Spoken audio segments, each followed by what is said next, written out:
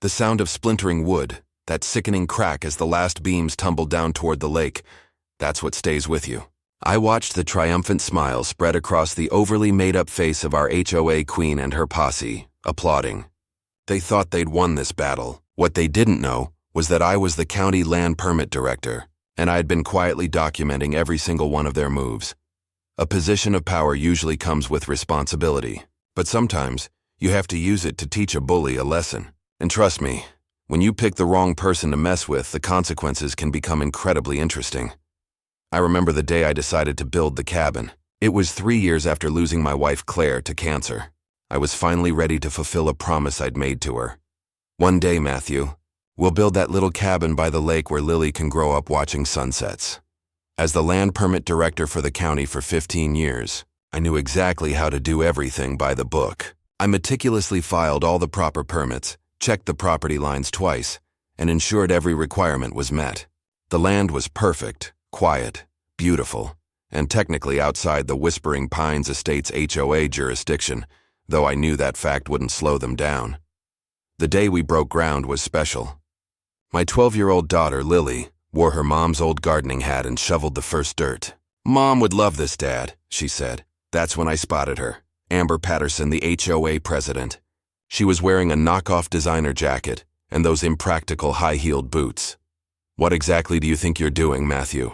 she called out, not bothering with pleasantries.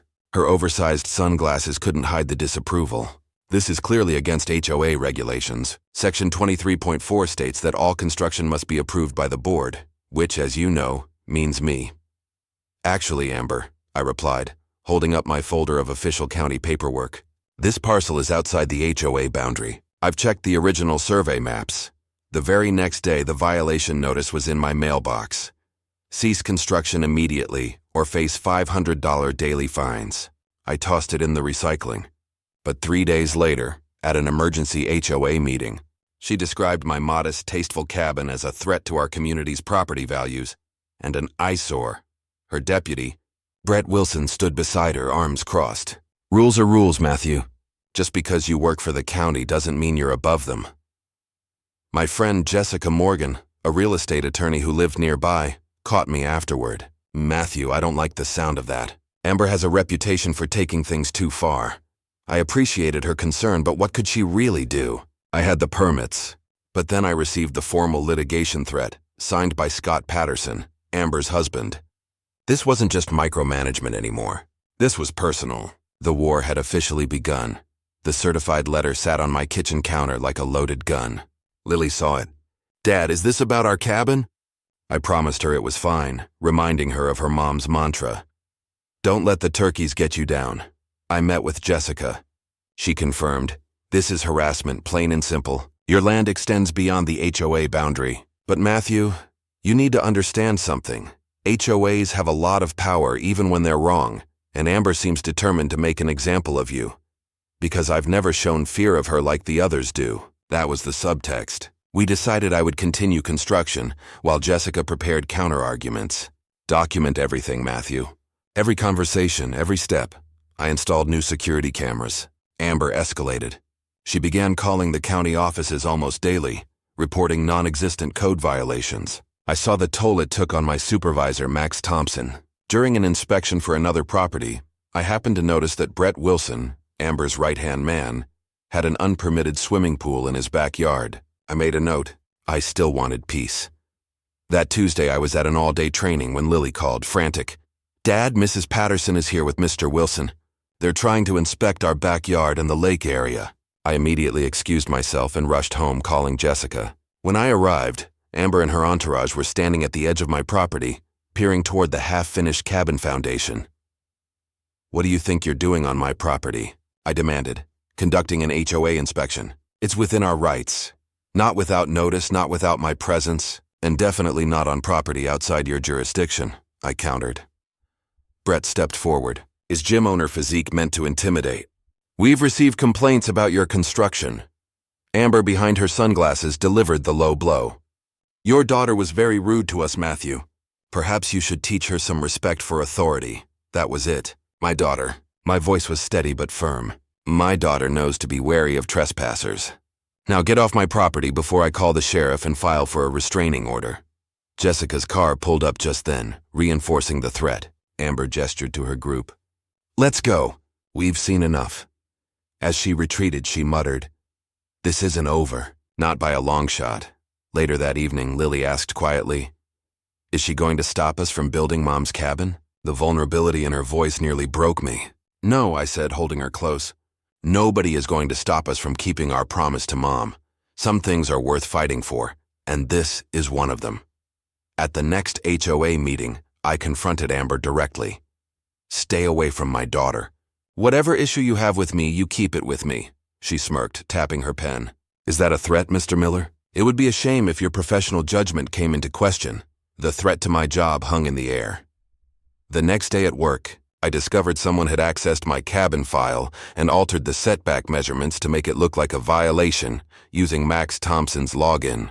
That night, returning home, I found my construction materials vandalized, cement slashed, lumber ruined. The cameras were mysteriously disabled. Standing in the rain, looking at the destruction, I felt a cold, hard anger settle over me. If this was how they wanted to play, then the gloves were coming off.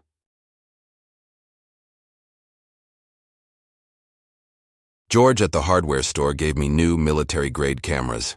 Consider it my contribution to justice. Your Claire was a good woman. A few days later, I received the official notice. My permits needed review due to concerns raised by the HOA. Commissioner Davis, Scott Patterson's golf buddy, had requested it personally. Then, the point of no return. I was in an all-day meeting when Lily called, frantic, Dad, there are people here with trucks and equipment. They're tearing down the cabin. I rushed back, my supervisor Max following.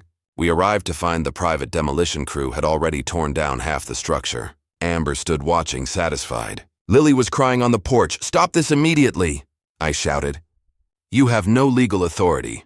The foreman showed me a document on HOA letterhead, not a county demolition order. Max stepped forward, flashing his county ID. I'm the director of the planning department. No demolition permits have been issued. Cease operations immediately. Amber approached, feigning innocence. There must be some misunderstanding. We were simply enforcing our HOA regulations. This property is outside your HOA jurisdiction, I said. This is criminal trespassing, destruction of property, and fraud. Brett tried to intimidate me, threatening the sheriff.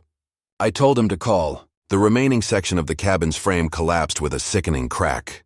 Lily cried out. I turned to Amber, my voice deadly calm. You've just made the biggest mistake of your life. Later, Lily looked at the ruins and asked, Are we giving up? No, I said. We're changing our strategy. They just sacrificed their queen without realizing it. I converted the dining room into a war room. Jessica confirmed the HOA had fraudulently expanded its boundaries in 2018 without the required homeowner approval. My land was never theirs. My next move, using my position, I systematically reviewed every permit in Whispering Pines. I compiled a list of legitimate, severe code violations on the properties of Amber, Brett, and 6 of their allies, unpermitted pools, basement conversions without electrical safety permits. Max Thompson confessed that Commissioner Davis was pressured by Scott Patterson. I had to hit them where they lived. Monday morning, I issued the first set of official notices. Safety inspections for Brett Wilson's unpermitted pool, citing the risk of a child drowning. Brett burst into my office. What the hell is this? This is retaliation. Actually, Mr. Wilson, it's enforcement of county building codes, something your HOA claims to value. Your pool lacks the required safety fence. The inspection is tomorrow at 10 a.m. The color drained from his face. The inspections resulted in violation notices for all 6 properties, with fines totaling over $20,000. They were given the same choice they gave me, compliance or removal. At the next emergency HOA meeting, Amber accused me of abuse of power. When she paused, I approached the podium. I presented evidence of the fraudulent boundary expansion, financial irregularities, and selective enforcement. Homeowners erupted in chaos. The next day, Amber burst into my office. You've gone too far, Miller. I will destroy your career. Scott is golfing with the county executive director this weekend. I opened my desk drawer and pulled out the thick file, the violations, the discrepancies. Her rage turned to desperation. Matthew, surely we can work something out. The HOA could compensate you for the cabin. Say $25,000 in exchange for dropping this misunderstanding. Are you offering me a bribe, Mrs. Patterson? I asked, activating the recording device Jessica had given me. I had every word. The final public showdown was the county board meeting, my ethics hearing. Scott tried to paint me as a rogue official. I methodically dismantled his claims. Then, little Lily stood up. The cabin my dad was building was my mom's dream. They tore it down. They didn't care about the promise he made to my mom. They just wanted to win. Her simple honesty moved the room. While Scott tried to present altered evidence, I requested the original digital records and played the recording of Amber attempting to bribe a county official. The board returned. They cleared me. They found insufficient evidence against me, but initiated a comprehensive investigation into the HOA, suspended their authority, and recommended Cheryl step down immediately. The Pattersons faced multiple consequences: civil judgment for the demolished cabin, fines for the violations, and an ethics probe into their finances. They sold their house and left the county. Construction on the new cabin began in early spring. This time it became a community effort. George, Max, and neighbors all pitched in. Lily, now filled with pride, showed off her redesigned plans. The cabin wasn't just my project anymore. It was a symbol of the neighborhood's renewal. Jessica and I, our relationship deepened by the conflict, watched Lily hang the final photograph of her mother. I received a small wooden gavel from George, inscribed, "Justice sometimes requires knowing how to sign permits." I laughed. He was right. Standing on the porch of the finished cabin named Miller's Promise, I looked out at the peaceful lake. "We did it," I whispered to the evening breeze. "We kept our promise." And I knew that the biggest mistake the HOA queen ever made was choosing to tear down my cabin, because it forced me, the one man who understood the rules, to finally use the system not just to build, but to restore justice and rebuild a community.